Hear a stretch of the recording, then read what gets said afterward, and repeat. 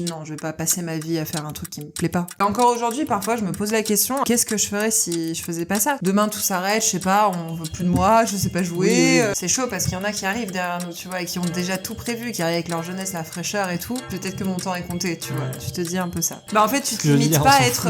T'es une femme, donc t'es une mère. Ouais. Ou t'es une fille. Ça s'appelle le patriarcat. J'ai une élève qui a quitté la scène et qui m'a dit non, je fais pas ça. Enfin, je peux plus. Là, ça y est, je sais pas quoi dire, je sais pas quoi faire, ça me saoule. Et qui s'est assise en public. Piané Pagno. Pagno. Piané Pagno. Piané Pagno. C'était horrible. C'est horrible. Vraiment, on a vécu un moment atroce toutes les deux. On excelle dans notre médiocrité, tu vois.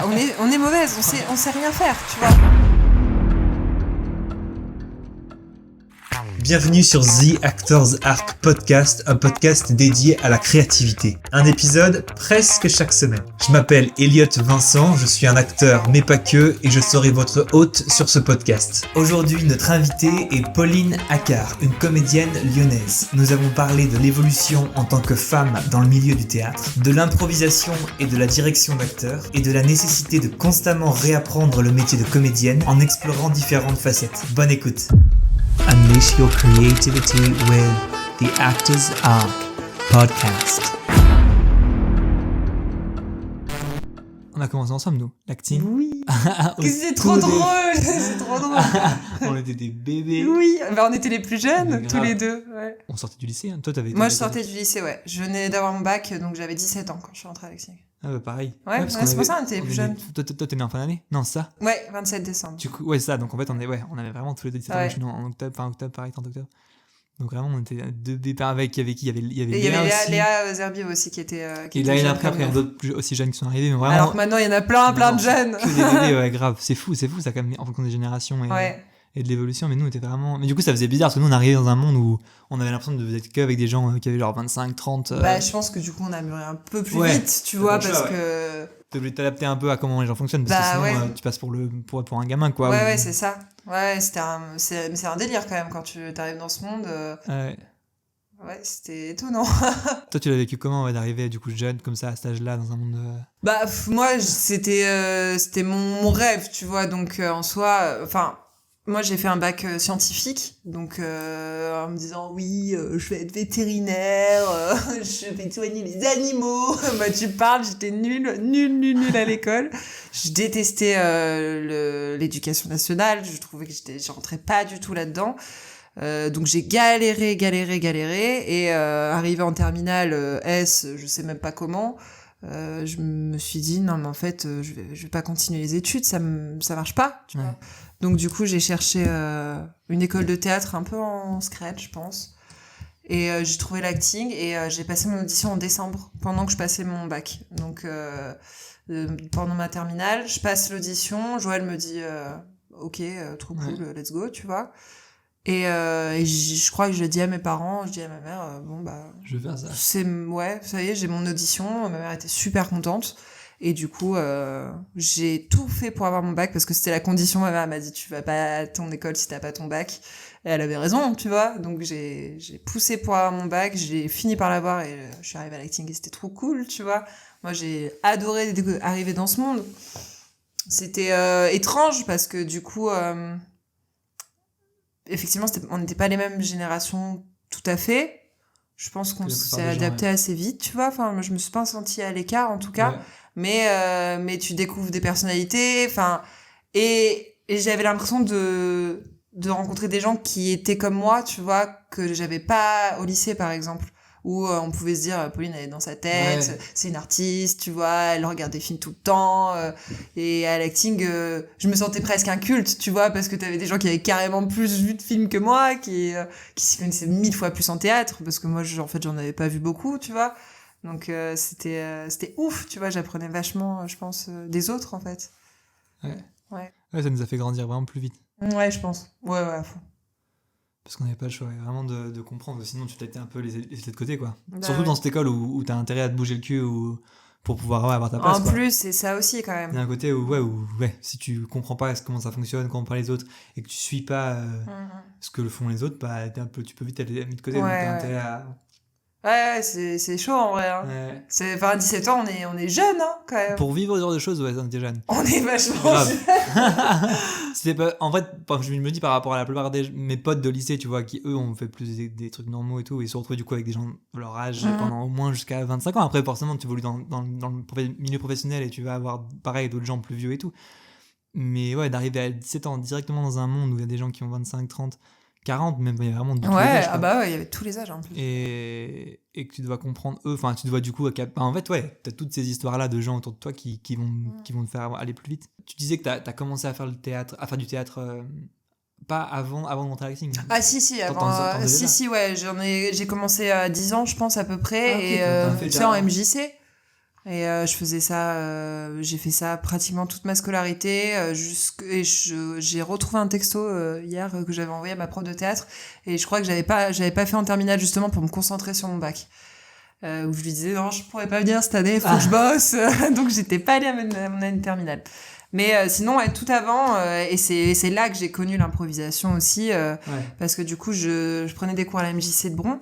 Et c'était Julie Molina qui me donnait cours, qui est comédienne aussi sur Lyon. Et c'est elle qui m'avait fait découvrir un peu l'impro à travers les cours de MJC, tu vois. Où c'était donc tu cool. faisais impro et théâtre. Ouais. Et on faisait chaque année, on faisait une pièce ou des sketchs en fin d'année, tu vois. Et il y avait un mélange des deux ou pas du tout? Est-ce que vous utilisiez l'impro pour créer du théâtre ou pas du tout? Ou pour créer des pièces Est-ce qu'on a fait ou ça? c'était des choses différentes?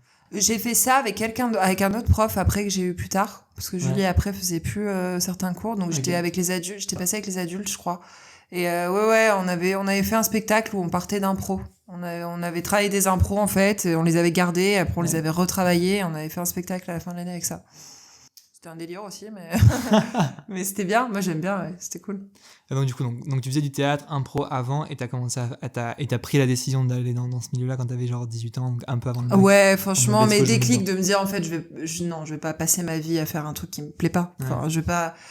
Enfin, moi j'ai des copines, j'ai une de mes meilleures copines qui est en médecine. Elle a bientôt fini là. Ouais, je sais. Je connais ma soeur. C'est un courage de malade, tu vois. Moi, je l'admire à fond. Mais j'en aurais été incapable. Et puis le pire, c'est que tu fais ça et que t'arrives 10 ans plus tard et t'es même pas sûr que t'aimes ce métier, parce que tu l'as jamais vraiment fait encore, genre pratiqué. C'est ça en fait. C'est. Après, tu trouveras toujours un truc qui te plaît, j'espère, tu vois. Mais j'espère, ouais, bien sûr, mais c'est un délire. Moi, je trouve, moi, ça me fascine les gens qui font des études pendant aussi longtemps. Je les admire grave. J'en suis incapable, je pourrais pas. Et toi, donc, dès que t'as commencé à faire l'acting, tu savais que genre, ok, là, je sais que je vais faire ce métier. Ah, mais sûr, mais oui. Genre, il y avait aucun doute. Non, aucun doute. Et encore aujourd'hui, parfois, je me pose la question, qu'est-ce que je ferais si je faisais pas ça? Tu vois, si demain tout s'arrête, je sais pas, on veut plus de moi, je sais pas jouer, tu vois, parce que ça va arriver. Enfin, on n'en sait rien, tu vois. Malheureusement, non. Je pense que ça fait partie de ce métier de se dire qu'à tout moment, tu peux plus travailler, et voilà, mais... Entre parenthèses, encore plus quand t'es une femme, je pense. Tu vois, parce que tu vieillis, parce que t'es moins jolie. Enfin, tu vois, il y a tout ça qui existe réellement. Et même là, à notre niveau, tu vois. Sans parler du cinéma et tout, hein, on le voit sur des pièces, on prend des nanas plus jeunes parce que c'est plus sympa à regarder, tu vois. Donc quand ce jour va arriver où j'aurai moins de travail, ou moi je serai plus si jolie ou machin, qu'est-ce que je vais faire, tu vois? Qu'est-ce que je vais faire? C'est fou que ça fasse pour une fille que ça fasse partie que dans ce milieu et dans d'autres, hein, mais que ce soit un point important pour avoir du travail. Ouais. Malheureusement. Ça existe vraiment. Ça existe vraiment. Et tu vois, quand j'ai tourné Kaamelott, j'ai rencontré une nana. Et elle me disait qu'elle avait perdu 30 kilos, je crois, un truc comme ça, tu vois. Et elle me disait, depuis que j'ai perdu du poids, on me prend dans des films, on me prend dans des trucs. Et avant, elle me disait, personne me prenait, personne me regardait, machin et tout, tu vois. C'est une réalité, et c'est affreux parce qu'on peut se dire, c'est dans le grand cinéma, c'est Hollywood, tu vois, où ils vont se refaire le visage ou machin, où les femmes, on veut qu'elles soient parfaites et tout. Mais non, en fait, c'est déjà là, à notre niveau, tu vois. Donc moi ça m'angoisse de me dire qu'en tant que femme à 40 ans ça va être chaud. Dès que tu dépasses la tranche mais même 30 ans, tu vois, tu passes tu vas passer un cap. À un moment tu vas passer un cap et là ça va être chaud pour toi de trouver du taf, ou alors on va te donner des mamans très vite, le rôle de la maman, tu vois. Ça c'est chiant en vrai d'être attitré à un truc quoi, de dire tu joues ça ou ça. aussi par rapport à quoi on ressemble, tu vois. Ouais.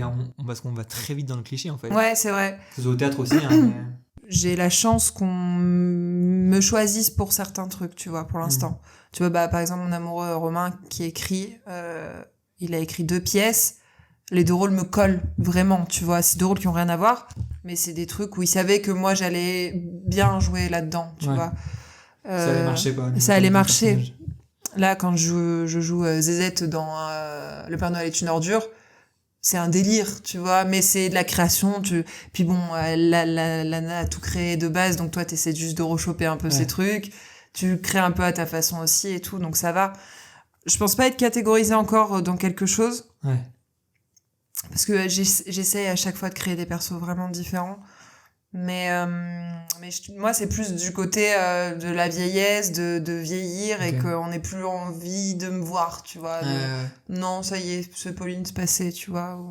Mais c'est propre à la femme, hein, je pense. Bien sûr. Parce que la société fait de la femme, tu vois, je pense. Non, ça c'est clair. De se dire que... Non, mais ça, en vrai, ça, moi, je ne peux pas le comprendre, en fait, parce que je peux même pas le ressentir. Bah ouais, non, mais bien sûr. Mais c'est vrai c'est un truc qu'on me parle un peu ou peu en plus, mais pas assez. Et non, pas assez. Pas assez, non. Ouais. Ouais, c'est pour ça que c'est cool d'en parler, parce que c'est un fait, tu vois. Ouais. Et vraiment, j'en parlais avec une copine comédienne il y a pas longtemps. On se disait, en ce moment, Enfin, moi, 2024, j'ai pas énormément de programmation, tu vois. Donc, je m'inquiétais un peu parce que ça fait quelques années que je joue tout le temps, tu vois. Donc, c'est cool, ça va, ça marche trop bien. Je me disais, 2024, j'ai pas grand chose. Elle me dit, ouais, moi non plus. Elle me dit, mais je sens que, en fait, il y a une nouvelle génération qui arrive là. Et que nous, ça y est, on a bien écumé les théâtres lyonnais, un peu alentour, on nous connaît. Et si nous, on sort pas de nouvelles créas, là, c'est chaud parce qu'il y en a qui arrivent derrière nous, tu vois, et qui ont déjà tout prévu, qui arrivent avec leur jeunesse, la fraîcheur et tout. Et bon, j'ai 26 ans, tu vois, je suis pas là à me dire genre, c'est passé. T'es ce ressenti-là, parce que si tu le ressens, c'est que c'est vrai, quoi. Et surtout que tu t'inquiètes, en fait, pour l'avenir, tu vois. Tu te dis, mais quand j'aurai 30 ans, quand j'aurai 35, quand j'aurai 40, tu vois. Il y en a plein, j'ai plein de copines qui ont 40 ans qui jouent, tu vois, mais je pense que c'est plus dur. Parce que on ne veut pas avoir une femme, on ne veut pas avoir une femme, en fait, âgée. Tu dois te battre plus, tu dois je pense. Du travail. Ouais. Déjà que c'est difficile, c'est il y a moins de rôles, il y a moins de rôles. On préfère voir une jeune ingénue, tu vois, qu'une daronne, enfin, j'en sais rien, tu vois, hein, mais les gens ont pas envie de voir ça, malheureusement, et c'est trop bizarre. Ouais, c'est fou. En vrai, c'est culturel, ça. C'est vraiment, c'est culturel, sociétal, c'est tous les problèmes. Ouais, vraiment. Bah oui. Ouais. Ça s'appelle le patriarcat. C'est ça. Si on veut le nommer, il est là. Il est partout, il nous entoure. Ouais, ça c'est malheureux, en vrai. Mais heureusement qu'on commence vraiment à en parler, que doucement les gens se rendent compte de ça. Ouais, grave. Et qu'il faut changer ça, parce qu'en vrai, les histoires, elles sont illimitées à raconter. On s'en fout. Et il y a pas, dire, les histoires, elles ne respectent pas de tranche d'âge. Bah en fait, tu te limites pas à être, t'es une femme donc t'es une mère, ou t'es une fille, ou t'es une jeune première qui doit jouer. Voilà, c'est ça, c'est pas que ça en fait. Pourquoi je dois jouer la femme, tu vois, je peux jouer 1000 choses en fait. Je peux t'emmener à l'aventure. Les femmes ont 35 ans et ont 40 ans et elles vivent des histoires incroyables à ces âges-là aussi. Ouais, c'est ça. Donc bon, bah j'espère que ça changera un jour. Mais je pense que nous on doit, comme notre génération, tu vois, on est dans un truc de création, il faut créer des pièces, il faut créer des histoires, des idées, des théâtres, machin. Ouais, c'est clair. De femmes de cet âge-là qui vivent ce qu'elles doivent vivre. Et on en voit un peu doucement, en vrai. On en voit. Souvent des réals ou des créateurs femmes qui vont créer des histoires, tu vois. Il y en a de plus en plus, j'ai l'impression. Bah après, je dis pas que c'est comme ça que c'est, mais en tout cas voilà, c'est un truc qui se ressent. Ouais, c'est ça. C'est qu'on est dans une phase, on est dans une phase de changement et de se rendre compte qu'il y a ce problème-là qui existe et qu'on est carrément limité dans les possibles des histoires. Et en tout cas, je trouve qu'en tant qu'actrice et en tant que femme, t'y penses. Tu te dis peut-être que mon temps est compté, tu vois. Tu te dis un peu ça, je pense. Particulièrement au cinéma, encore une fois, mais. De toute façon, c'est pas un milieu où je suis vraiment encore, donc c'est pas grave, tu vois. Ouais, mais bon, si toi tu le ressens dans ton milieu théâtral ici, lyonnais. Ouais, ça existe, tu sais que ça existe. Ouais, bien sûr. Donc du coup, tu faisais de l'impro quand t'étais plus jeune. Ouais. Mais t'as continué à en faire, en fait. Après, j'ai continué à en faire, mais je saurais même pas comment je suis arrivée. Je crois que j'ai pris des cours après dans un théâtre où je jouais. Et plus ça a avancé, plus en fait, je sais pas trop, on m'a donné un peu la place de prof. Ouais. Et du coup, je jouais les jeudis soirs dans le théâtre où on faisait des catchs d'impro, on faisait plein de concepts qu'on créait nous-mêmes et tout, et c'était trop chouette. Et après, tout doucement, j'ai donné cours, moi, à des débutants, adultes. Je crois que je faisais les enfants aussi en parallèle. Je donnais aussi des cours à des enfants ailleurs. Et tout doucement, en fait, j'ai pris la place de prof et c'était trop génial. J'ai adoré enseigner ça. Je reprenais les exercices que moi-même j'avais vécu, tu vois, que j'avais travaillé. Ça fait maintenant 5 ans que je fais ça, que je donne des cours en plus et que c'est trop bien, que je kiffe. J'ai changé de théâtre, maintenant je suis au Carré 30 et c'est trop chouette. Je donne des cours avec un copain qui donne des cours de théâtre et moi j'interviens en impro pour que les élèves ils aient les deux. Ouais. Ça c'est ouf, c'est vrai d'apprendre les deux, d'avoir les. Je trouve que c'est important, ouais. C'est vrai que moi mon pote quand ça fait longtemps qu'il donne ces cours-là. Et quand on s'est connus, moi je lui ai dit que je faisais de l'impro et il m'a donné cette possibilité d'enseigner avec lui parce que j'insistais pour lui dire mais vraiment l'improvisation c'est essentiel pour un comédien. Je lui disais c'est trop important. Moi je garde ce point de vue que c'est trop important, tu vois, parce que ça t'oblige à être dans l'instant présent, ça t'oblige à avoir de la répartie, c'est essentiel je trouve. Et il m'a dit let's go, viens donner un cours, tu vois. Et en fait là ça fait 2-3 ans qu'on bosse ensemble et les élèves sont super contents d'avoir de l'impro une fois par mois, une fois toutes les 2 semaines, parce que ils ont un autre point de vue et ça leur donne des outils je pense pour après assurer en théâtre. Ouais. C'est hyper important je trouve. Ça se complète de fou, ouais. Ah ouais. Les deux. Moi, j'ai commencé, je l'en ai fait récemment, mais tard par rapport à quand j'ai commencé à faire du théâtre. Et ouais, c'est incroyable. Et on en a fait ensemble, Suisse. Putain, ça, c'était génial. Fou, ouais. J'y pense super souvent, moi. Ouais, ce week-end était assez genre hors cool. du temps, quoi. Ouais, grave. Un truc, une mémoire. Parce qu'en fait, c'est tellement improbable. Le fait qu'on se rassemble, Paul, Elisa, toi et moi. C'était n'importe quoi. Un week-end où on est une team.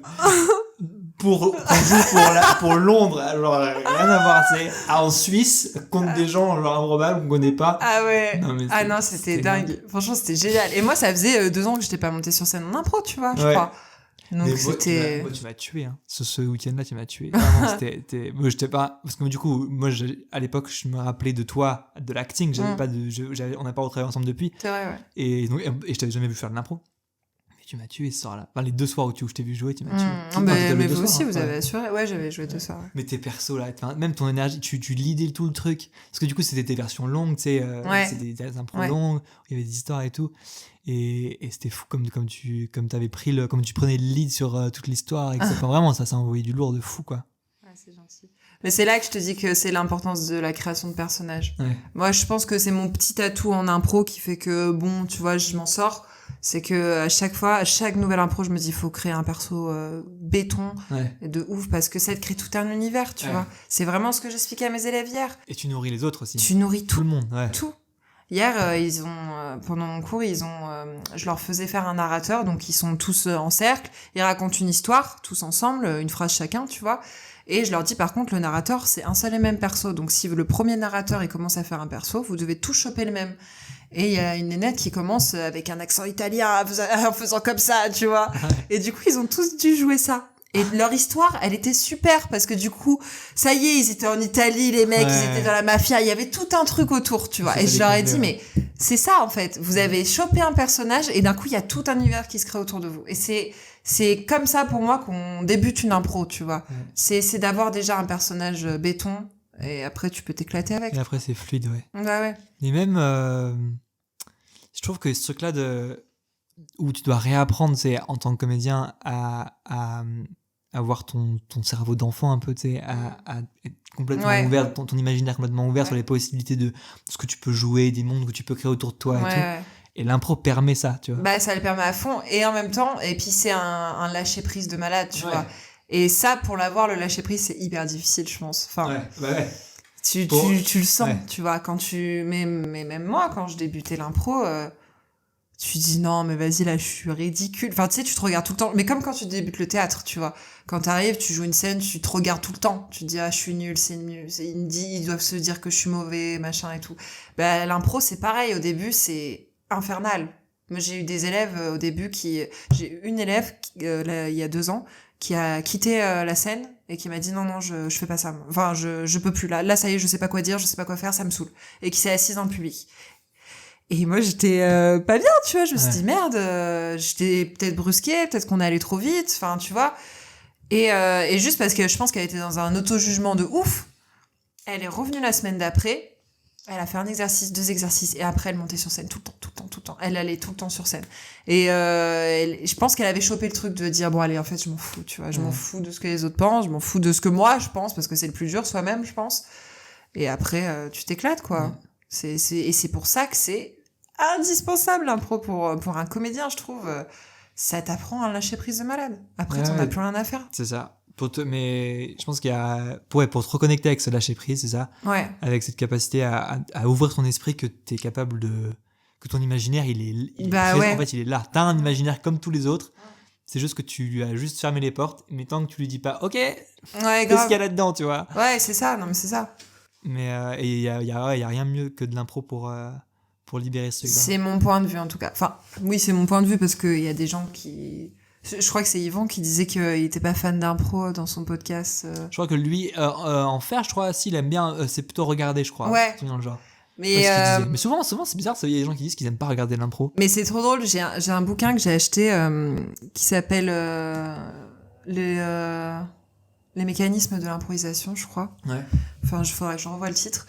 Mais en tout cas, c'est vraiment la bible de l'impro, tu vois. Et le premier chapitre s'appelle Pourquoi l'impro c'est nul. Et dedans, il te dit pourquoi l'impro c'est nul, tu vois, et pourquoi les gens sont persuadés que c'est nul. Parce que les gens, pour eux, c'est ringard l'impro. Où on se dit bof, tu vois. Et quand les gens voient un vrai spectacle d'impro, le meilleur truc qu'on puisse te dire à la fin, c'est mais c'était écrit. Tu vois, genre, c'était écrit. Ouais. Et genre, vous aviez choisi c'est à ce moment-là que tu les as, les gars, tu vois. Tu te dis, ah ouais, voilà. Et ils croient pas, tu vois, en général, ils croient pas. Ils font, non, mais c'était écrit. Oui, c'était écrit. T'en fous, parce que ça veut dire que t'as fait une impro de ouf, tu vois. Que t'as été capable de prendre dans l'instant des trucs qui sont venus, les idées, les machins, et que t'as réussi à tirer l'histoire jusqu'au bout, d'avoir un début, un milieu, une fin, comme tu dis, qui était pas écrit, mais t'as l'impression que c'était tellement propre, tellement improbable. Et tellement bien joué aussi, tu vois. Ouais. C'est important aussi, le jeu, enfin, moi quand j'enseigne l'impro, j'essaie aussi de leur apprendre à jouer à mes comédiens amateurs, tu vois. Parce que aussi très vite, encore une fois, j'ai l'exemple d'hier où j'en parlais avec les élèves, parce que c'était leur premier cours à certains qui étaient débutants. Et ils me disaient ouais, mais là, c'est comment je fais pour être drôle. Je dis mais j'ai jamais demandé ça en fait.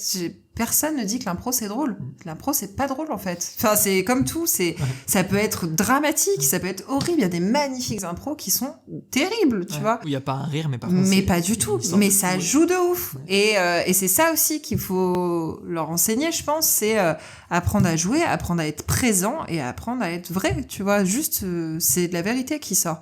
Et t'es drôle ou non, on s'en fout. J'ai pas demandé que vous soyez drôle, tu vois. Et c'est aussi se détacher de ça, parce que pour beaucoup, l'impro, c'est faire rire.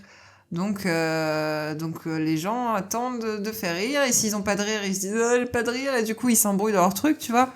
Mais personne nous a demandé de nous faire rire, tu vois. L'impro, c'est pas de la comédie, c'est de l'impro. Mais non, c'est pas de la comédie. C'est vrai qu'on fait, je pense, dans la tête, on a l'impression qu'il faut, quand tu vas voir l'impro, tu vas te marrer. Alors que non.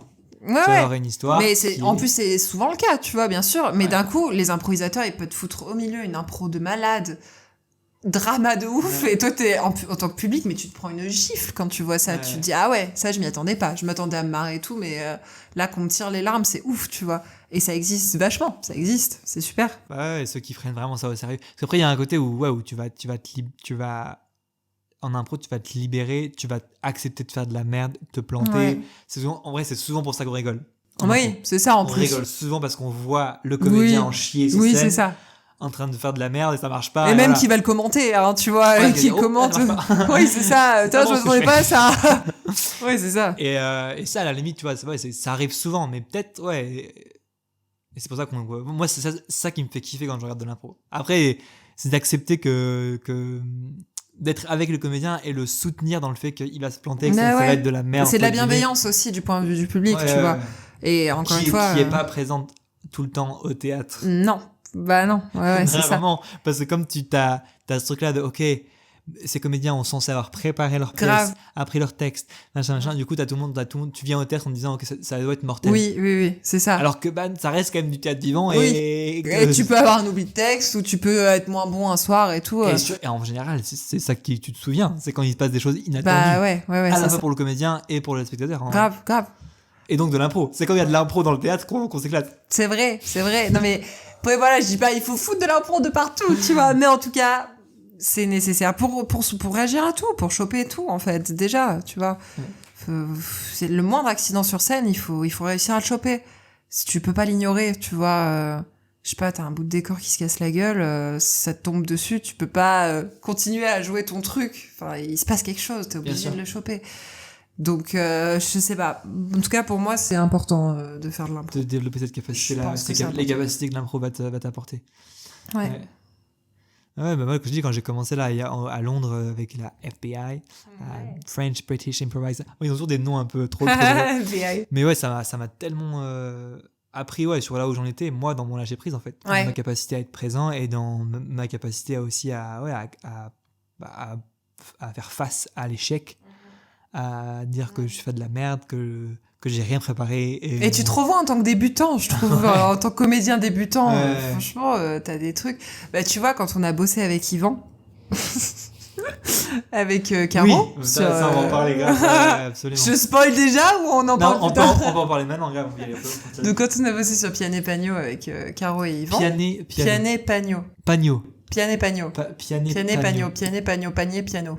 Nice. Quand on a bossé sur ça, Yvan, il nous demandait de venir tous les jours avec 3 propositions de numéros, tu vois, genre, donc on lui chiait des trucs à Yvan qui étaient vraiment nuls, tu vois.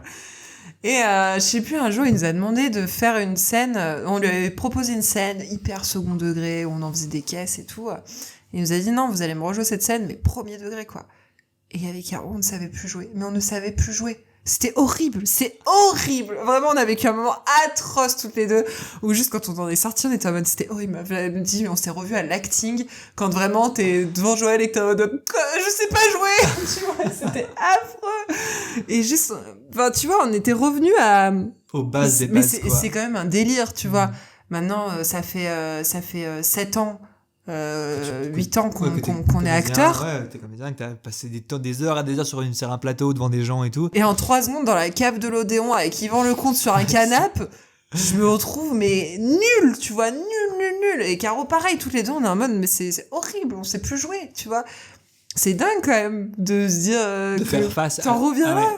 C'est trop bizarre. Alors que moi, ça m'arrive de me dire, ouais, c'est bon, je suis pleine de lâcher prise, alors j'en ai rien à foutre de ce que les gens pensent, mais tu parles, j'étais comme ça, tu vois. Alors que c'est les copains Yvan, tu vois. Enfin, c'était dur, quoi. Ouais. Mais c'est bien, ça veut dire qu'il y a encore des choses en toi que tu peux, tu vois, comme tu dis, t'as encore certains toujours, aspects en fait. ou portes que t'as pas encore ouvertes. Et du coup, ça te fait que tu dois revenir au début et te reconnecter avec ton on appelle ça comment ça s'appelle le cerveau merde, j'ai oublié.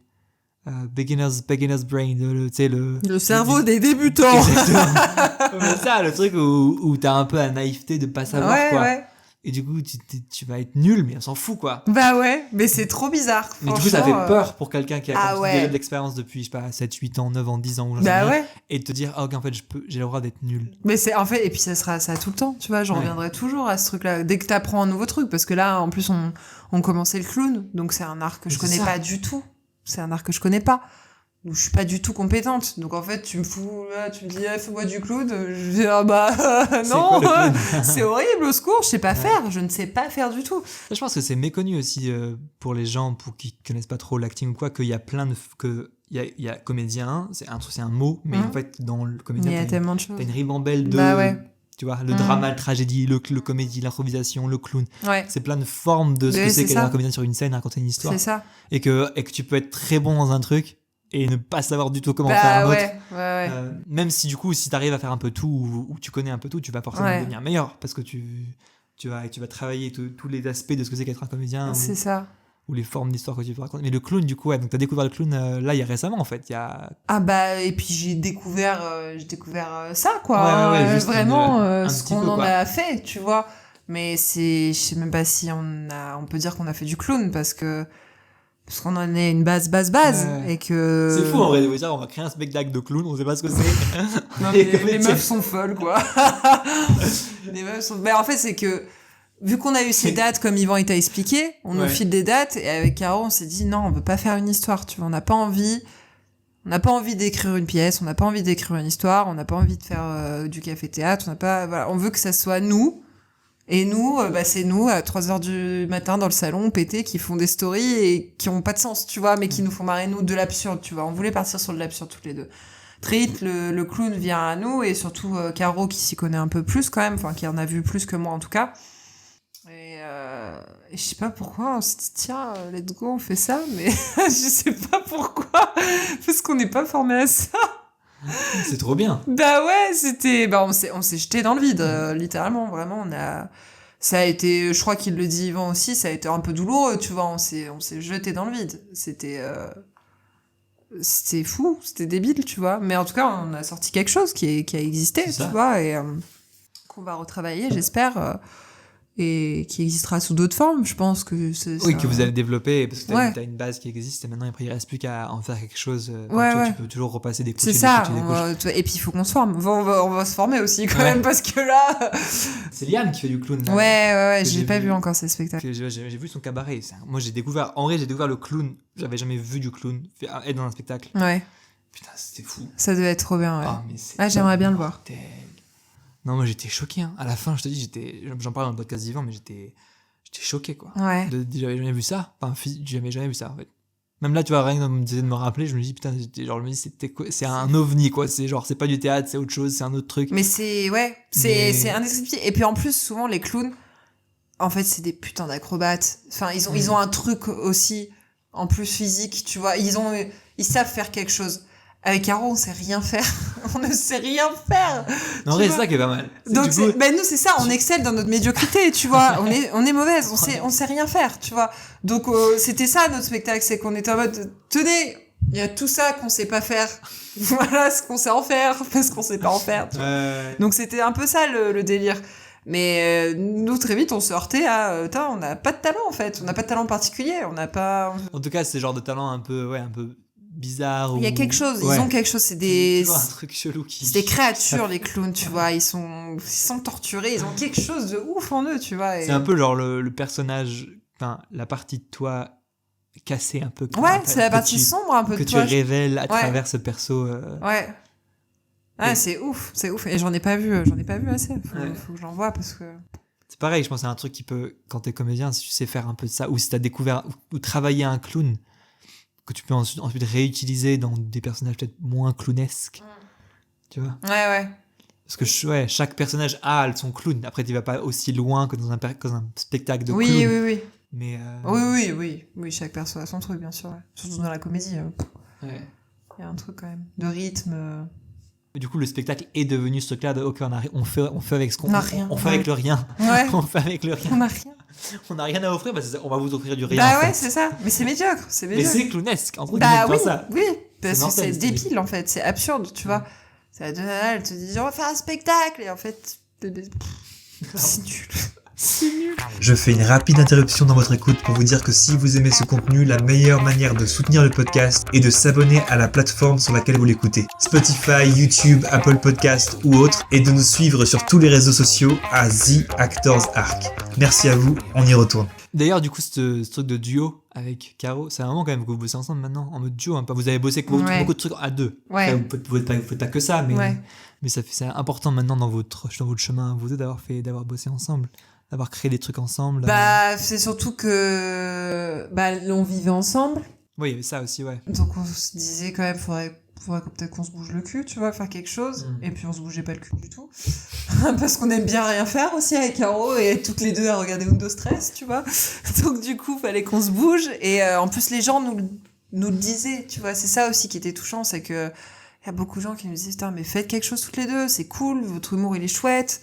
Plein de gens nous disaient, moi j'adore regarder vos stories le soir, c'est ma petite série, tu vois. Enfin, c'était trop mignon, parce que nous on fait ça parce que ça nous fait marrer, mais on écrit rien, tu vois, on sait pas écrire avec Caro, donc Et mon pote Fred me donne cette opportunité, mon copain d'Agen, du coup, qui me dit, genre, let's go, en fait, fais-moi un truc avec ta coloc. Voilà, vous avez 3 dates dans 8 mois, let's go. Et on va faire un truc qu'on sait pas faire, du clown. Non, mais c'est vrai que moi, à chaque fois que je vous ai vus ensemble, vous êtes inarrêtables. Bah, ouais. Enfin, alors, quand vous êtes en privé, j'en sais rien parce que je vous vois pas, mais quand vous êtes en public avec d'autres gens ou quoi, vous êtes constamment en train de rebondir l'un sur l'autre. Bah, ouais. Vous avez un personnage qui forcément se manifeste, personnage social ensemble. Et c'est sûr que ce truc-là, quand tu le vois, tu te dis, il y a un spectacle qui est là, quoi. Genre, on pourrait tellement en faire un truc. Bah, je pense qu'on a une connexion avec Caro qui est assez unique, tu vois. On pense tout le temps la même chose au même moment et du coup on se surenchérit tout le temps, tu vois. Caro, je sais pas si elle en a conscience, mais c'est une improvisatrice de malade, tu vois, parce qu'elle improvise tout le temps dans le quotidien avec ses conneries et où t'es juste en mode, ah ouais, c'est débile, viens, je rigole avec toi et je rajoute encore plus débile et du coup juste on est débile, tu vois, mais nous ça nous fait marrer. Nous, quand on vivait ensemble, on rigolait tout le temps. Le matin, tu te réveilles, on se regarde avec nos cafés, ça nous fait marrer, tu vois, il y a quelque chose. Ah, mais je me dis, vivre avec vous juste quelques jours, ça doit être trop... Ah, mais franchement, c'est peut-être fatigant. Enfin, je sais qu'à chaque fois, nos amoureux, ils étaient en mode... les deux ensemble, ça fait beaucoup, tu vois. Genre. Du coup, ils vous ont séparés intentionnellement. Ouais, chacun son coin. Allez, venez habiter avec nous. Non, ils sont choux. Mais non, mais ouais, il y a un truc à cœur, ouais, c'est sûr qu'il faut qu'on continue à faire des choses ensemble. Ouais. On avait fait Boogie Matin, toutes les deux, un court-métrage qui nous faisait marrer aussi, et les gens avaient beaucoup aimé. Faut qu'on pousse tout ça, en fait, faut qu'on aille plus loin. C'est quoi Boogie Matin? Boogie Matin, c'était un kino, on avait fait un kino avec La Belle Époque à l'époque. La Belle Époque à l'époque. Waouh. Et c'était un truc à la con, tu vois, mais qui nous avait fait grave marrer, et puis on voulait en faire une série, donc peut-être un jour. C'est quoi l'histoire un peu? C'est deux nanas qui sont des stars d'une émission pour enfants. Pêche et Marilou, elle s'appelle. Et en fait, là, c'est le thème du kino, c'était fausse bande-annonce ou faux making-of. Et nous, on avait fait faux making-of. Donc, on suit ces deux actrices sur leur truc, où elles sont vraiment tout kawaii, coucou les enfants et tout. Et dès que ça coupe, en fait, c'est des monstres. Là, c'est des harceleuses sexuelles, c'est les pires races, en fait, et juste, elles se droguent, machin, et du coup, on les suit un peu comme ça, en scred, dans leur petit truc, Okay. Et ça dure 3 minutes, et c'est rigolo, tu vois. Ouais, On fait ça avec les copains, un peu improvisé, c'était chouette. Mais du coup, voilà, on voulait en faire une série, donc faut qu'on se bouge sur ça aussi.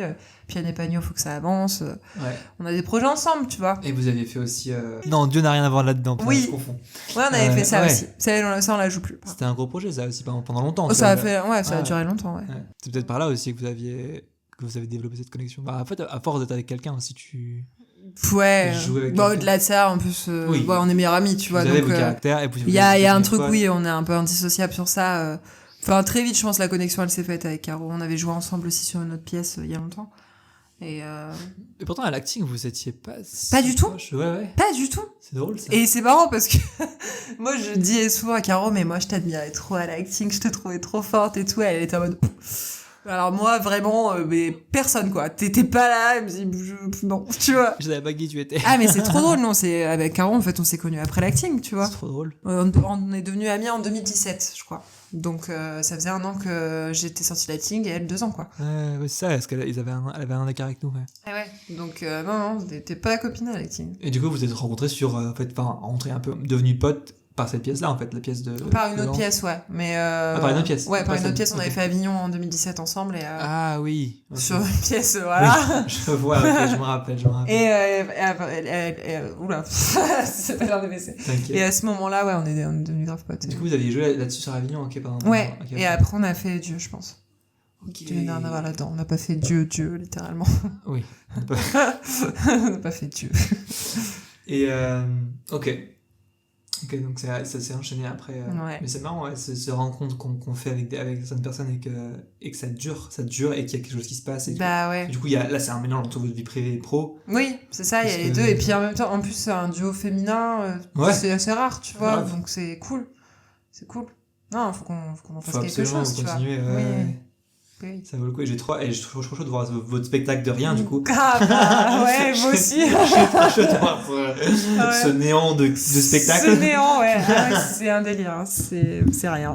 Du coup, il n'y a vraiment pas d'histoire. C'est genre Non. un enchaînement de numéros, quoi. Non, ouais, non, il n'y a rien. Il n'y a pas de perso. Y a rien. C'est marrant quand même. Il n'y a pas de perso. Si, il y a des persos. Si, quand même. il y a nos clowns. Nos clowns. Okay. Moi, je suis et muette. c'est le même tout le long. Ouais. Ah, t'es muette? Okay. Ouais, je m'exprime que par des donc c'est horrible, tu vois, c'est malaisant de ouf. Et Caro, elle a son clown aussi qui elle parle. Et voilà, après suspense, tu vois, tu verras si tu peux. Grave, je bien. Et du coup, ouais, donc toi tu bosses quand même, en plus de faire du théâtre et tes pièces, t'as fait quand même pas mal de courts-métrages avec des collectifs. Comme tu parlais la Belle Époque. Ouais, Belle Époque, ouais, j'ai fait Boogie avec eux. Pendant un moment quand même. J'ai fait un autre truc récemment. Ouais. Mais j'avais fait Big Channel aussi Big avec Channel, c'est joli, des copains. Ouais. Eux aussi avec qui tu bosses. Anto qui a créé Big Channel, c'est avec lui que je donne les cours de théâtre du coup et d'impro. Anthony Georgeon. Et ça, du coup, ouais, toi, tu le vis comment de t'intégrer à chaque fois à des groupes. Enfin, toi, tu dois essayer de comprendre comment les gens bossent, ce qu'ils veulent de toi, dans ton taf. Ouais, après, je me sens toujours chanceuse, tu vois, quand j'atterris dans des trucs comme ça. Parce qu'encore une fois, moi, j'initie pas beaucoup de mouvements, tu vois. Je suis pas porteuse de projet, tu vois. Genre, rarement, c'est moi qui dis, allez, venez les gars, j'ai une super idée, tu vois. Donc, quand on vient me chercher pour ça, moi, ça me touche toujours, tu vois. Et j'ai de la chance à ce niveau-là, c'est qu'on vient me chercher en général, tu vois, de temps en temps. Ouais. Big Channel, on en est venu et j'étais trop contente. En général, c'est des copains aussi. Donc, du coup. De toute façon, c'est que ça. Hein. C'est les copains qui viennent te chercher, hein, de toute façon, tu vois. Donc, un réseau, il y a des copains dedans, pas que. Et tu fais des liens et tu crées des trucs. Et du coup, c'est agréable, tu vois.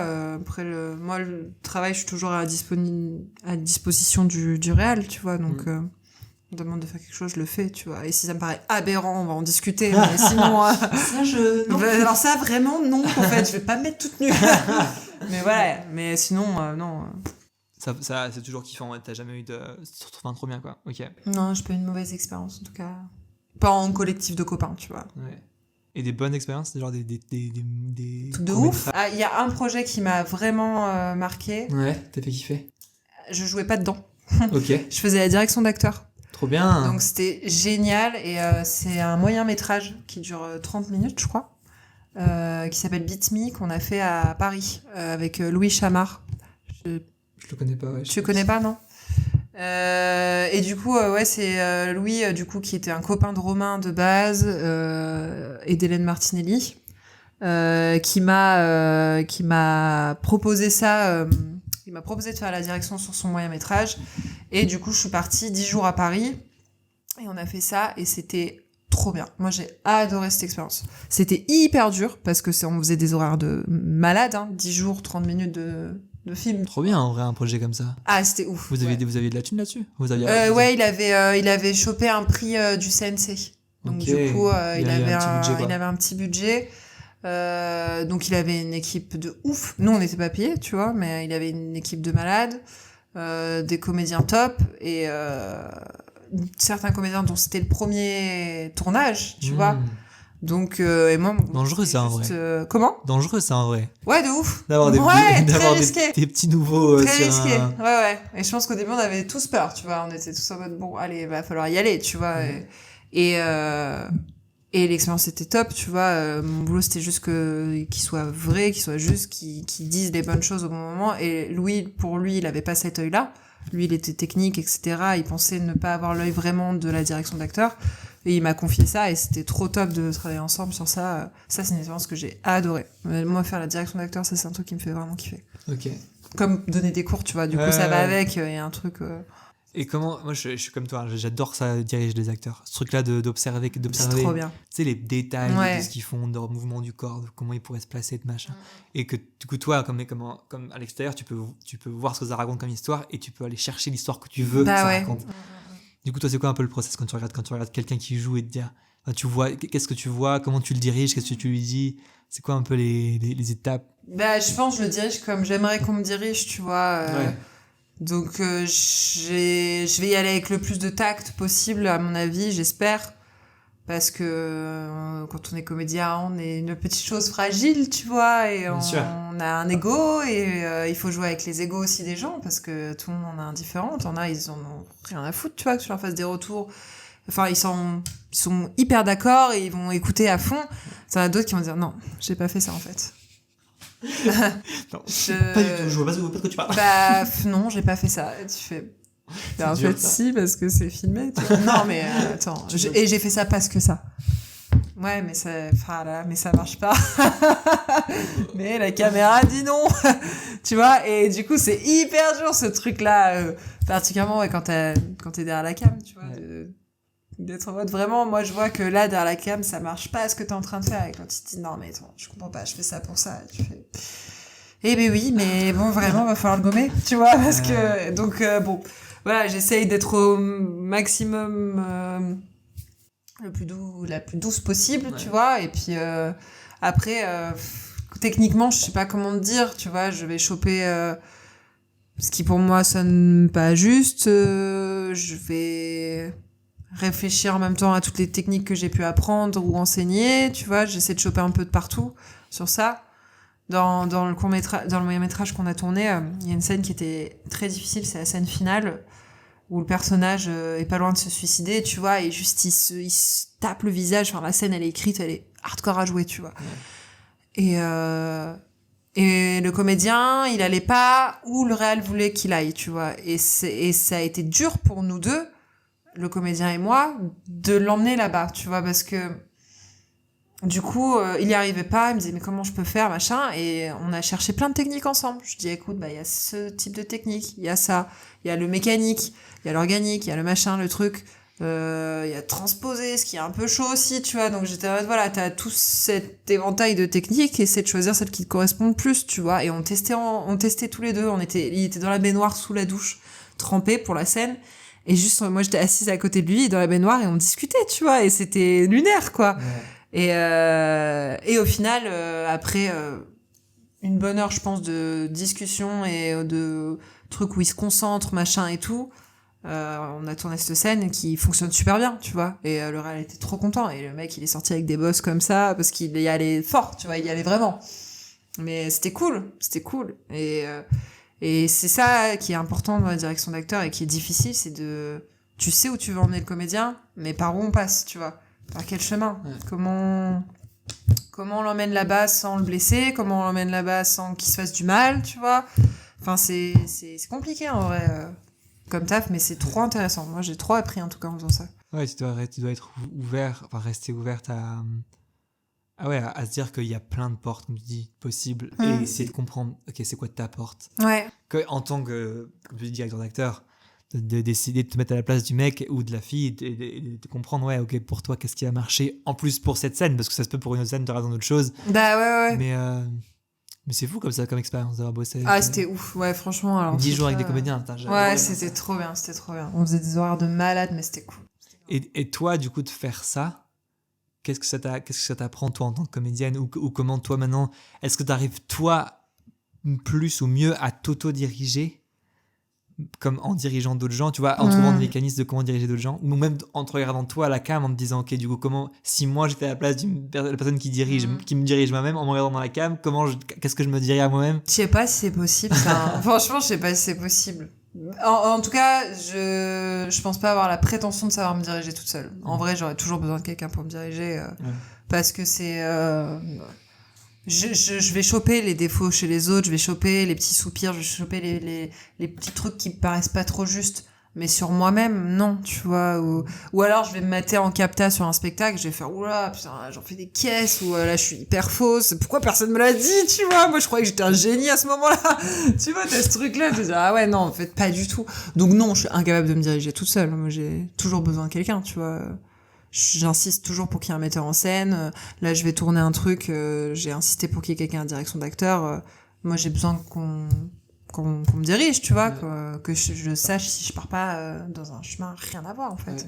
Tu vois, ça, c'est un truc, en tout cas en France, c'est pas si courant qu'il y ait un directeur d'acteur sur un tournage Non. ou même sur une pièce, tu vois. Ouais. L'un l'autre, parce que un metteur en scène, c'est pas un directeur d'acteur, c'est Ouais. pas la même chose. Ouais. Il peut être les deux, Mais en soi, s'il y en a un mec qui fait que ça et un autre qui est metteur en scène dans le ciné ou dans le théâtre, en vrai, ça serait incroyable. Bah ouais, Parce c'est que clair. Ça relèverait le jeu de l'acteur. C'est hyper de fou. important, en vrai.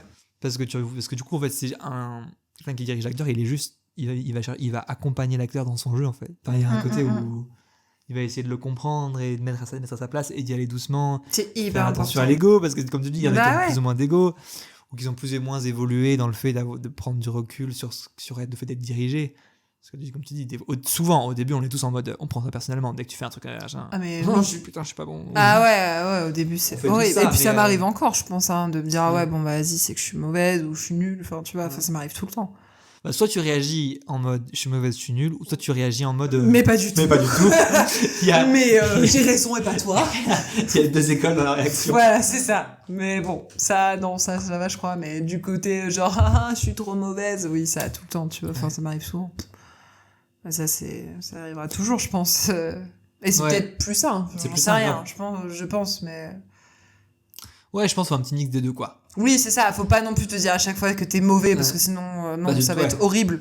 Mais bon, te remettre en question, c'est important aussi, tu vois, je pense. C'est assez ça. Et être capable de se dire que potentiellement quelqu'un a une meilleure idée que toi. Bah ouais. Ou voit la chose, tu vois. Et va t'apprendre quelque chose, enfin, tu vois. De manière... Et puis, le point de vue extérieur, en fait, il sera forcément plus juste que ton point de vue, tu vois, enfin...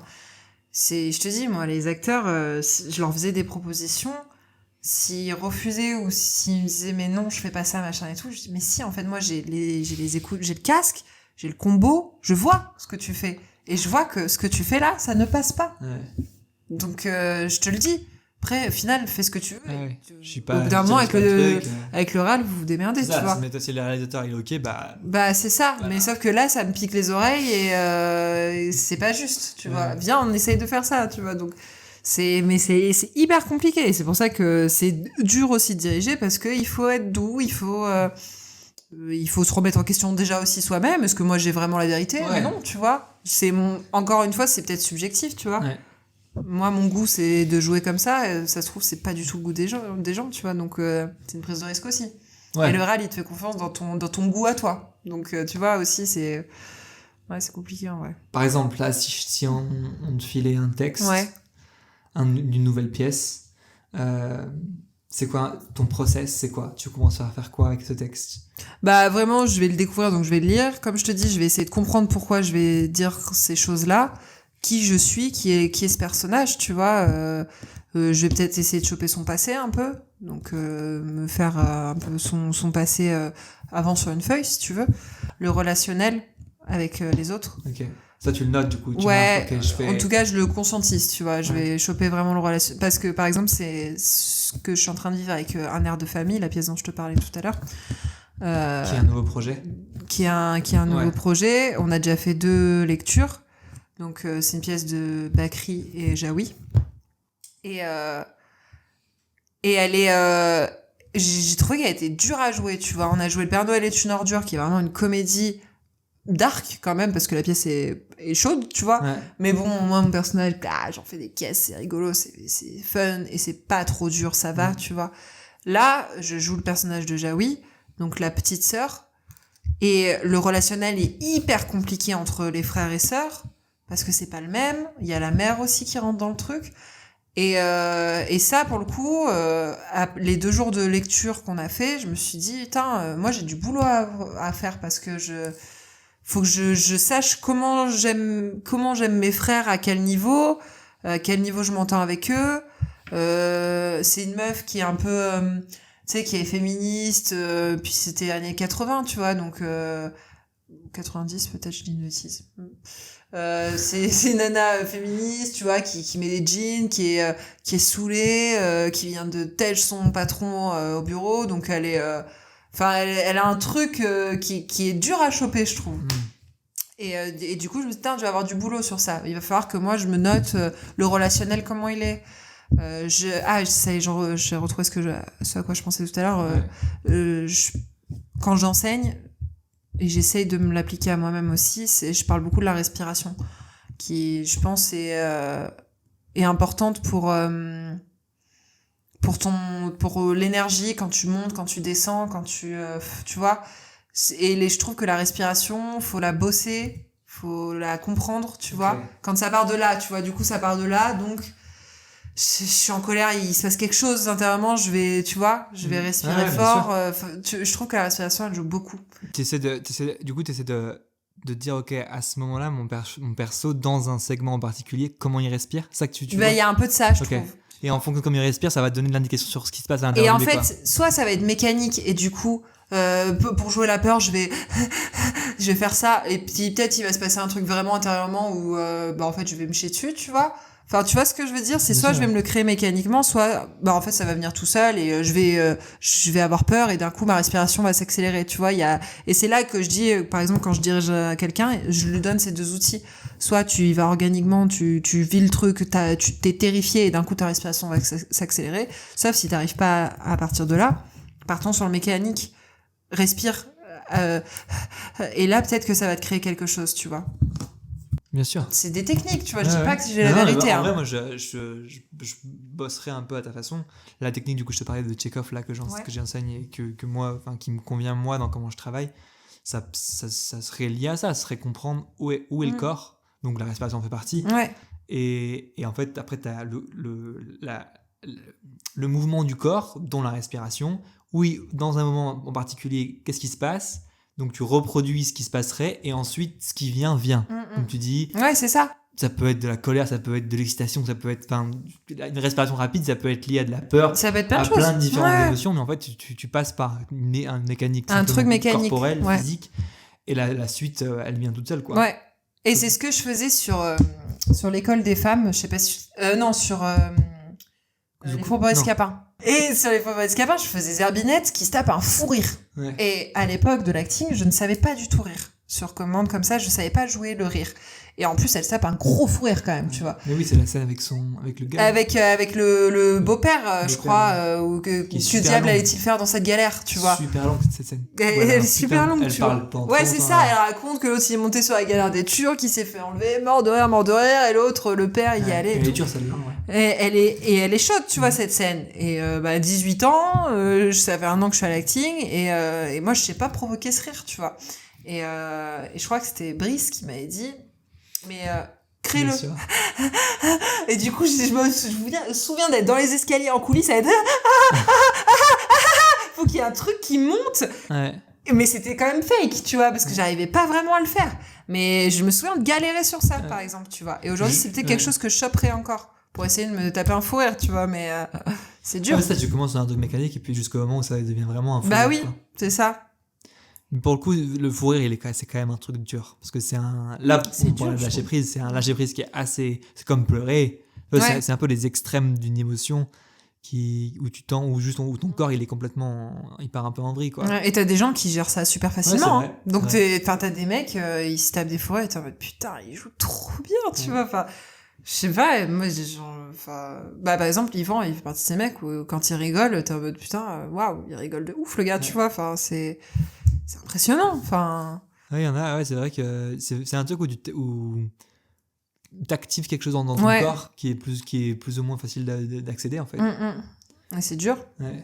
Reprenons son processus. On parlait du processus du fait de.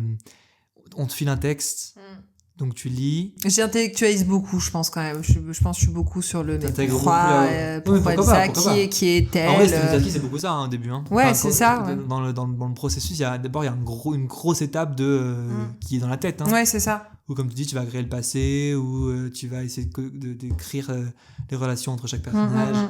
C'est ça, comprendre tout ça, et puis après... Et après, le jour où on te dit, OK, première répète, non, déjà, apprendre ton texte. Parce que du coup, avant la première répète, tu vas apprendre ton texte. Ouais. Comment t'apprends ton texte, toi? Franchement, moi j'ai un peu de chance, je l'apprends hyper vite. Ah ouais? Ah ouais, franchement, Ça, on je fous la mort à mon amoureux qui est tout en mode putain, t'apprends tes textes trop Tu en vite. chies pour l'apprendre, ouais. Bah, il en chie pas, mais en tout cas, moi, vraiment, je peux aller très très vite. Mais moi, il faut que je surligne d'une certaine couleur déjà, faut que ça soit surligné en rose. Et après, je me cache les répliques des autres et j'essaie de foutre les miennes et je trouve une logique à chaque réponse. Et tu vois, juste en apprenant le texte, tu trouves une logique à tes réponses. Donc tu comprends pourquoi tu les dis. Tu vois ce que je veux dire? Ok. Et du coup, c'est plus facile d'apprendre, je trouve. Si tu comprends ce que t'es en train de dire, bah ça te paraît logique de Bien sûr. dire les choses, tu vois. Donc, Bien sûr. c'est comme ça que Ouais, il y j'apprends. a un aspect où tant que ça y a pas de sens du coup de pourquoi la réplique elle sort. Ah ouais, si je comprends pas ce que je dis, Ouais. ça va pas être juste. Hein. Je vais pas. Le truc c'est que du coup c'est un effort déjà d'apprendre un texte avant du coup de l'apprendre. Ça, tu te dois de faire tout ce travail là. Bah t'es déjà dans le boulot en Ouais. fait de Peut-être c'est comédien parce que quoi. justement tu fais ton travail intellectuel de comprendre pourquoi les comédiens ils disent ce qu'ils disent, quelle relation machin qui fait que le texte rentre plus vite parce que derrière t'as déjà Bah ouais. à la je place pense. juste d'apprendre un texte bêtement Bah oui. et d'y chercher du sens après l'avoir appris. Ouais, c'est ça. Alors que- Ouais, il faut. Enfin, moi en tout cas, c'est comme ça que je fonctionne. Ouais, faut que si j'ai une logique, si c'est logique ce que je dis, c'est logique, tu vois. Donc ça va s'apprendre plus facilement, je pense. Ouais. Et du coup, tu vois quand t'as déjà t'as appris le texte, tu vois déjà un peu par quoi elle pourrait aller, les émotions machin, et que du coup t'es à la première répète et que tu commences, c'est quoi un peu tes... Je propose. En général, Ok. je propose un max. Moi, j'ai tendance à pas être au poil de cul sur le texte. Là, par exemple, sur un air de famille, je n'ai pas le droit, tu vois. On nous l'a dit. Enfin, Ah ouais, le hyper metteur en carré. scène, il est en mode non. Genre, Parce que du coup, il y a- c'est le texte. Ouais. Mais parce que c'est magnifique, tout est écrit pour une Ouais, raison. c'est comme les Ils ont classiques, écrit faut les pas- 1, tu vois. Ils ont écrit les 1 en fin de phrase. Ils ont écrit... tout est écrit. Donc, c'est une musique. Là, je me dois de le respecter, tu vois. Donc là, ça va être chaud pour moi parce que, bah, justement, vu que j'improvise souvent, j'ai tendance à y aller un peu et faire genre, hey, regardez ce que je sais faire, ça c'est drôle, tu vois. du texte quoi. Un Bah peu. oui, tu vois, et je me l'approprier en fait. Après ça peut être une étape de travail. Oui. Mais Et c'est un après, peu un de l'envie. mes défauts quand même, je pense, en tant que comédienne, c'est que du coup, je rajoute un peu des trucs. Tu dois vite Je peux rajouter des trucs. proposer mais limite rajouter, modifier. Oui, tu le- vois. ce qui est déjà Sur le Père écrit. Noël, je rajoute des répliques, tu Ouais. vois. T'es un peu en mode, mais t'es qui pour rajouter des répliques sur le Père Noël? Tu es une ordure, tu vois. Mais parce que c'est des trucs qui me font marrer, qui sortent, tu vois. Mais t'as des metteurs en scène qui n'acceptent pas ça du tout, et je comprends, tu vois, ou des auteurs qui sont en mode, moi, tu ne touches pas à mon texte. Bien sûr, tu vois. Donc ça, c'est un autre travail pour moi aussi, c'est de me calmer, tu vois, et de bien sortir le texte comme il existe.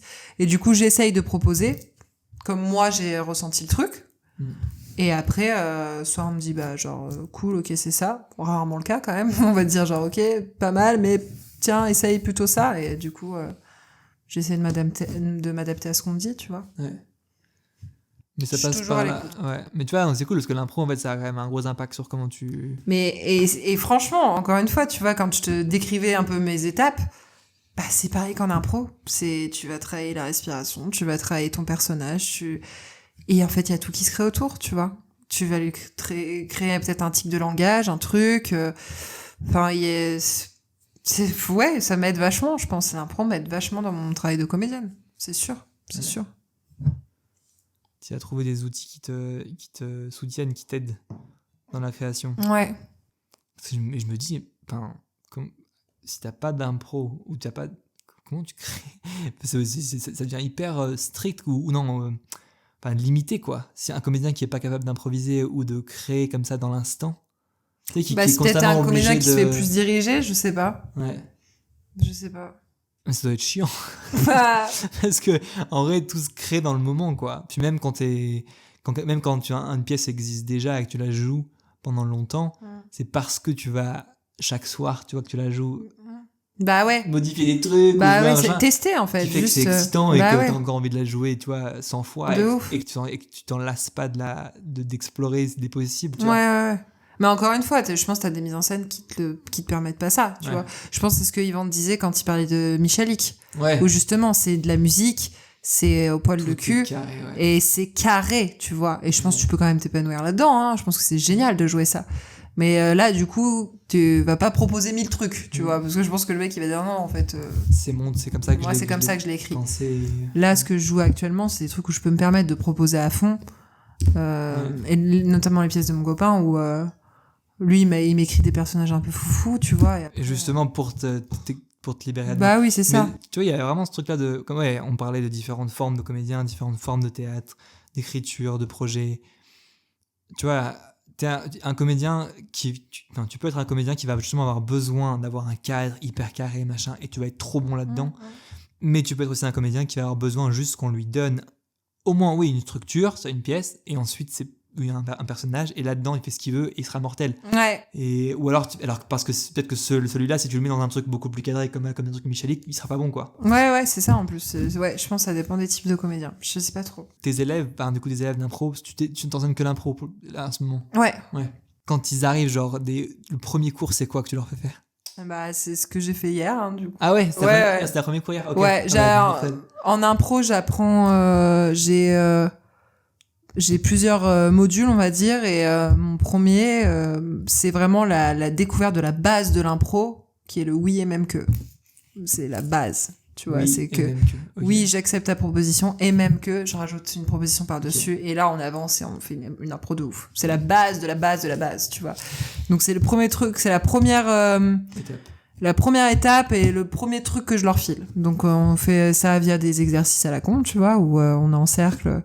Je vais dire genre c'est vrai que nanana, et l'autre doit me répondre oui et même que. On fait ça en cercle. Donc déjà ça, et comme ça ils ont la base de l'impro, tu vois. Et après au fur et à mesure de la séance, on fait des échauffements, des exercices et on finit par je les lance un peu sur des petites impros, tu vois. Et hier ils sont allés sur des petites impros et franchement ils ont assuré, tu vois. Ils y vont, ils ont pas eu peur, c'était cool. Et il y en a, c'était la première fois qu'ils faisaient de l'impro, donc c'est ouf. C'est trop bien. C'est trop bien. Et après, sur chaque séance, je vise un truc en particulier. Donc une séance sur les personnages, une séance sur le rythme, une séance sur la créativité. Tu vois, à chaque fois, je vise un aspect de l'impro, quoi. Ou du perso. Ouais. Quoi, ouais. Parce que tu peux pas tout faire en même temps, sûr, il faut. Bah non, parce qu'encore une fois, en plus, l'impro, c'est un travail de malade, tu vois. Pour improviser et être à l'aise là-dedans, c'est un travail de ouf. Et t'as plein de techniques à choper. Et du coup, toutes ces techniques, il faut décortiquer un peu le système. Bah ouais, à fond. C'est plein de trucs particuliers. Ouais, parce que du coup, moi, tu vois, quand j'ai commencé l'impro, là, comme je disais, à Londres, j'étais un peu jeté dans un monde, genre j'avais aucune technique, rien. Ouais. Moi je viens du monde des comédiens, dans la technique de Chekhov là que du coup je fais, il y a un peu d'impro, mais c'est de l'impro qui est spécifique aux comédiens. Donc comme on dit tout à l'heure, c'est que tu vas intégrer de l'impro dans le jeu d'acteur avec du texte et tout, pour justement permettre ce truc là d'être libéré. Mais pas du pur impro où t'as rien, tu pars de rien et tu crées avec le... Et du coup, j'avais pas de technique, moi, donc j'ai dû un peu essayer de comprendre comment ça fonctionnait et tout, et m'adapter, et ce truc-là où tu te laisses aller. Mais oui, c'est sûr qu'il y a des techniques de fou. Il y a plein de techniques, bien sûr. Et c'est des mécanismes à choper, tu vois. C'est ça. Et après, tu les retrouves, hein, quand tu joues plein de fois en impro, il y a des choses que tu rechopes, qui sont faciles, c'est des petits, et les gens font genre, waouh, mais c'est écrit, mais en fait, toi, t'as rechopé un petit mécanisme facile, mais qui est impressionnant, tu vois. Et c'est que ça. Mais c'est du boulot. Et c'est ce que je leur disais hier, c'est du boulot à fond. Et on n'improvise pas comme ça une scène de malade en 2 secondes, quoi. Ça se travaille, c'est comme tout. J'ai l'impression que c'est un peu un muscle, genre ces différents muscles que tu enfin, c'est comme un muscle. Donc c'est-à-dire que plus tu le fais, plus ces mécanismes ils sont naturels, tu y penses plus. Parce que c'est que tu dois ne pas y penser, tu peux pas penser à la technique sur scène. Non. Mais comme tu les as intégrés à travers tous ces exercices avant, et ben ça va se manifester après dans une impro, exactement. Et franchement, c'est que du travail. Et ce que je leur disais hier, il n'y a pas de talent, il n'y a pas de inné, non, ça n'existe pas, c'est que du boulot. Même pour les comédiens, en vrai. Il n'y a pas de talent et pas d'inné. Pour moi, je trouve que c'est... Non, c'est du travail. Je trouve qu'il y en a qui ont de la chance et qui ont, de manière inconsciente, développé des capacités de comédien sans faire exprès. Et du coup, ils vont être assez justes ou bons sans faire grand-chose. Ouais. Mais dans tous les cas, si tu veux devenir bon et évoluer et apprendre, il faut des techniques. Bah, il n'y a que ça, tu vois. On se forme toujours, tu vois. Ouais. Et donc là, t'es sur combien de pièces en ce moment? Là, t'as 2 pièces qui arrivent. J'ai L'Ange déçu. Déçu? L'Ange déçu, ouais. Okay. De Romain Franklin, mon amoureux. Donc c'est du 19 octobre au 30 novembre au Rikiki Café Théâtre, tous les jeudis. Ok. Je fais tous les jeudis là-bas. Et puis après, j'ai un air de famille. Comment? À Lyon. Ouais, à Lyon, ouais. Et après, un air de famille 21, 22, 23 et 31 décembre au Quesaco à Mâcon. Et le Père Noël est une ordure tout décembre aussi à Mâcon. Et le 31 décembre aussi. Merci d'avoir écouté The Actors Art Podcast en espérant que l'inspiration pointe le bout de son nez. En attendant le prochain épisode, n'oubliez pas de libérer votre créativité. Unleash your creativity with The Actors Arc Podcast.